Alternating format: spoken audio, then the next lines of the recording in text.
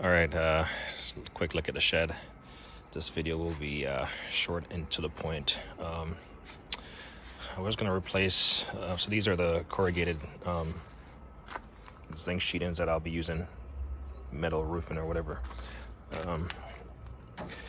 I went to Lowe's. Typically I go to Home Depot, but I went to Lowe's, and I was gonna pick up some different type that had these little connectors, and then I saw these and I was like, well, I wonder if they fit in. I matched them against the zinc sheeting and they fit the ones at the store and they fit the ones here. So basically the grooves, they just lap in here and then they just allow critters and whatever to not go up under there. So I picked up a couple of these, so I'm glad I found these so I don't have to replace that thing. It's supposed to rain overnight, so I kind of packed up everything. Not sure if it's going to get windy, so I took down the ladders. These are all the trim pieces covered up under the plastic. Trim pieces for the house, for the baseboard. Hopefully, with all the rain that we've been receiving, they've stayed relatively dry. They're sitting on pieces of board, so we'll see. Maybe that was a mistake or something. I don't know. My 10-inch tile saw, the box it came in was yellow. Now it's all, I don't know what color that is. So once I have that shed built, all this stuff will get packed up.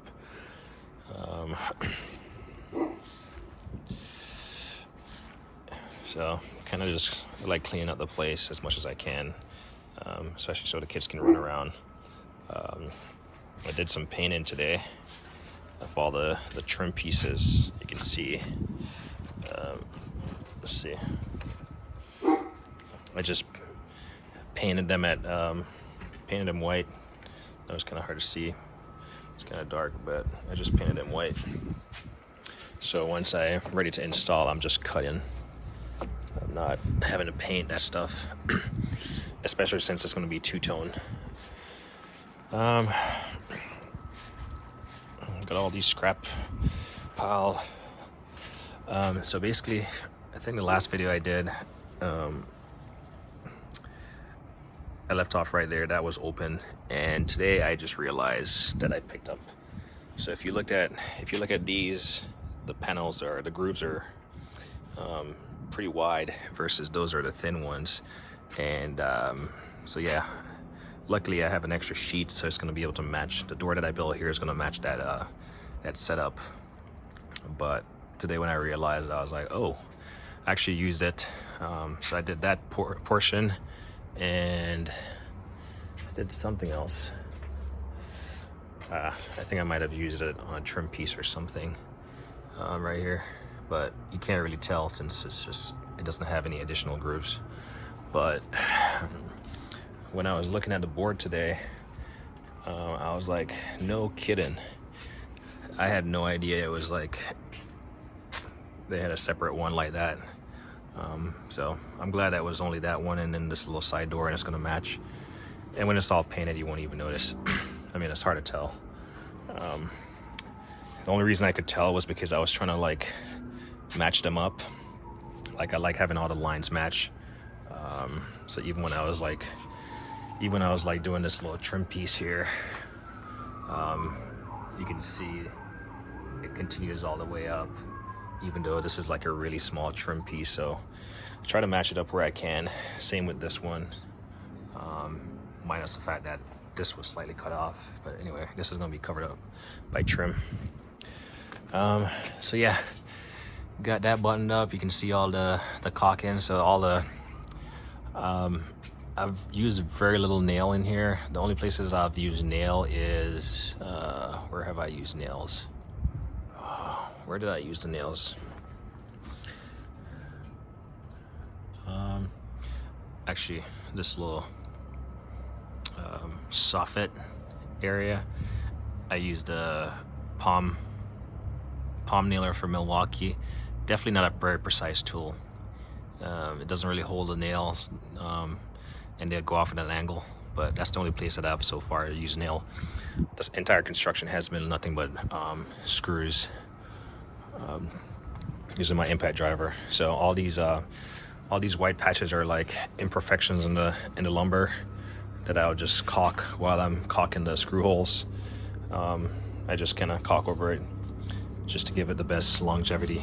And then where those meet is where, you know, I kind of, wherever I'm buttoning up two pieces, like today when I put this little trim piece on, wherever I make a connection, I always caulk between the joints.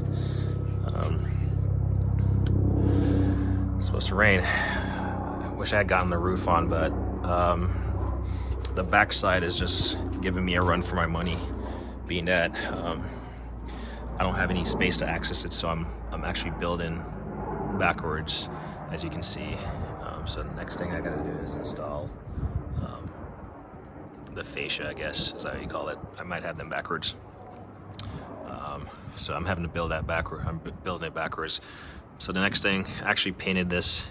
I laid on top of the roof today and painted this soffit blindly, just using a paintbrush to work it back and forth underneath. There's some spots that didn't really get hit, but I'll probably end up hitting those again. But so far you can't really tell. It's just my sense of perfection. These sides I'm not really concerned about because these are definitely accessible. Take me no time to get it painted, get on the ladder, get it done. Like I mentioned, I didn't want to like go through the problem of like figuring out the angles and the downspout and everything, and you know, changing all the different sizes. So this little overhang is just going to be there. So it's just going to be a little shelter area. All that gap stuff is the gap is gonna be filled in by trim, the trim around the upper edge, so you won't even see it.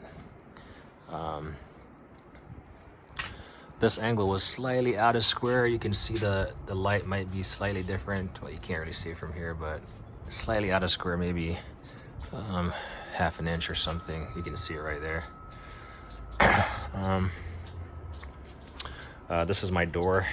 So the last thing I did today was made this door.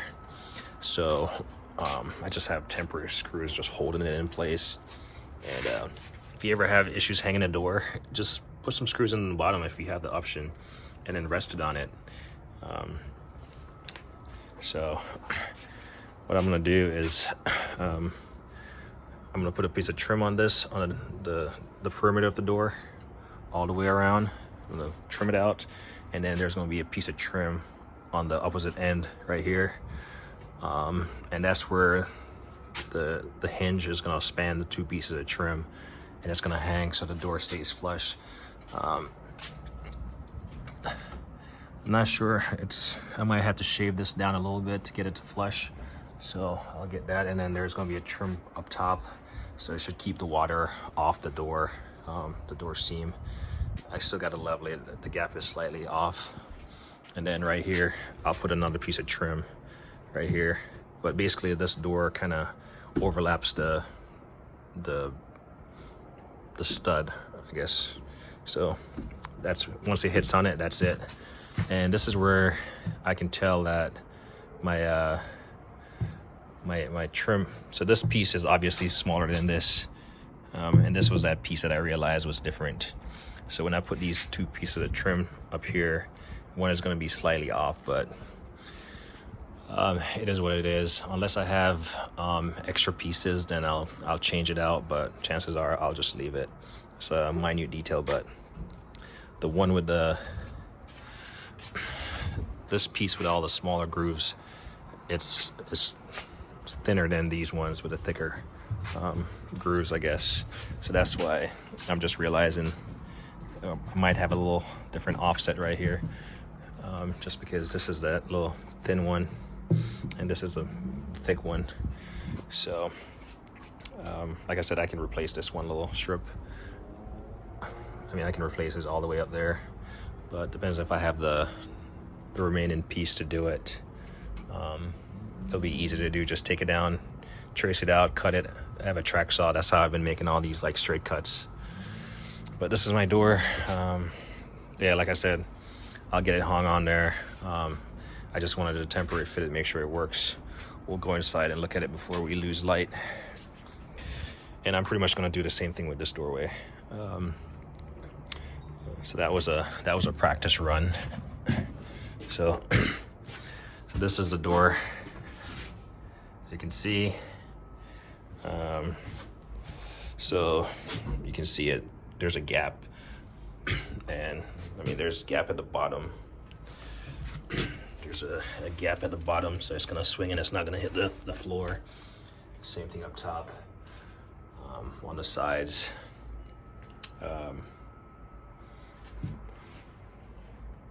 Yeah, it's gonna be nailed into the trim. I probably should have brought this over a little bit more so the hinges can get a little bit more meat to bite into. Something I should have done. I believe I might have done that, but might have been this side that was supposed to be over there. But we'll see. I might be able to flip the door around and see if I can get this side over there or whatever. I know I had it around the opposite direction and it was touching somewhere, so I flipped it around and it fit right here. So we'll see. Just learning as I go along. So if it rains, it's gonna flood in here, but that's fine. It will get wet, and then it will eventually dry out. So haven't done too much on the roof except for the soffit thing. So we'll get the roof on, and yeah, and then I'll finally get those lag bolts scattered throughout all right here. Probably every other. Well, each of these are 4-foot segments, so I probably should do 2 in each at a minimum. But I'll just get a couple lag bolts to anchor through. And then I bought some on eBay. I want to say comes in a 4 set, a 4. Comes in 4s. Comes a set of 4, but some 3/4 inch steel plates, angled iron, and I'm just gonna make a cutout right here, like in 3 different places, and I'm gonna anchor it to the concrete and then anchor it to the foundation of the platform, the base of this, and that should, keep this side down from like shaking. As you can see, I cut out the piece here. You can see the score mark from the reciprocating saw, and I did the same thing right here. I just cut it out. So I'll paint over these. I'm not sure why this looks gray. I didn't think I was using gray paint. I thought I was using like a brown, but it looks gray. Maybe it's just the light. So yeah, next big project is just the roof, getting the fascia, and this door is pretty much done. Just figure out a little shenanigans.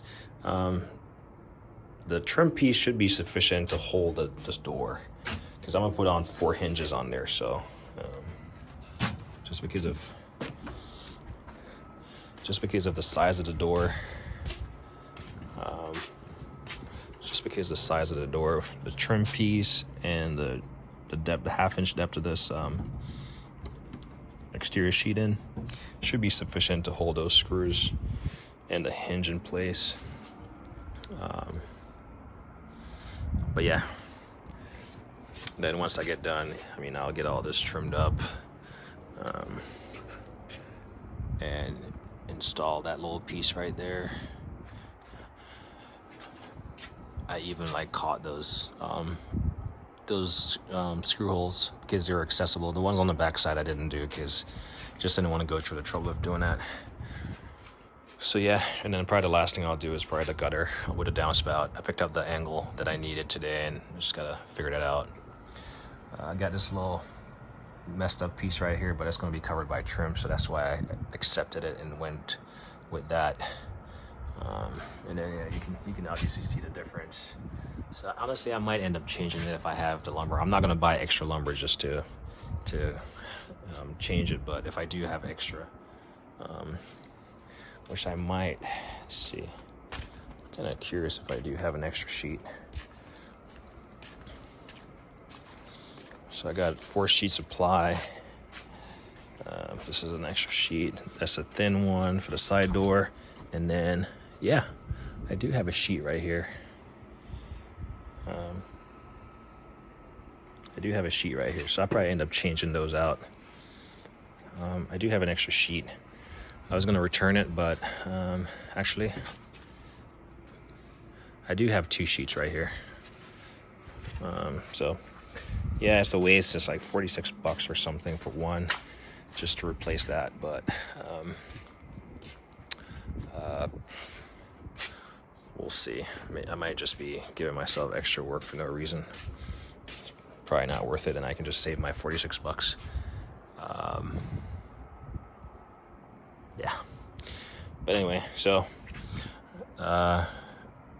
trim pieces to go on. The roof is supposed to go on. You know, finish up this door, mate this door, and anchor down those things and finish painting. And yeah, we'll have ourselves a mega size shed. It's about 16 feet long with this little cutout, and this is just mainly for my ladder.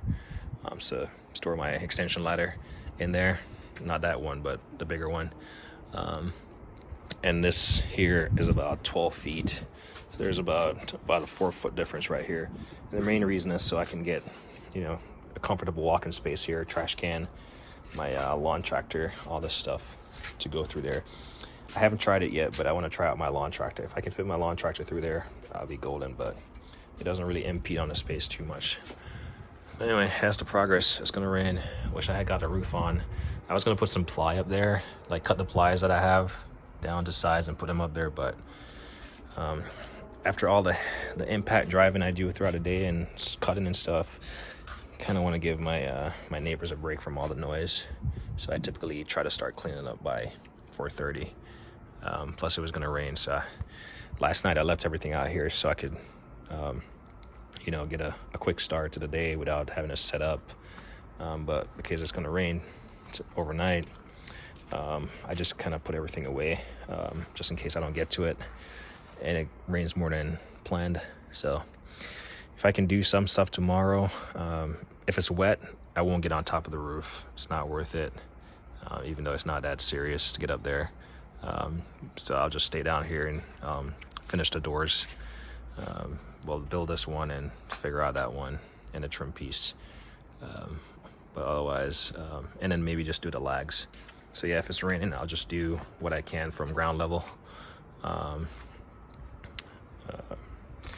Well, if it takes a break, but if it's wet, I won't get up there. It's not worth it for a shed, because I certainly won't get it done. But at least I'll be able to get this done down at ground level. But anyway, the biggest challenge I'll have is trying to squeeze back here to get those trim pieces on the different sections that goes up.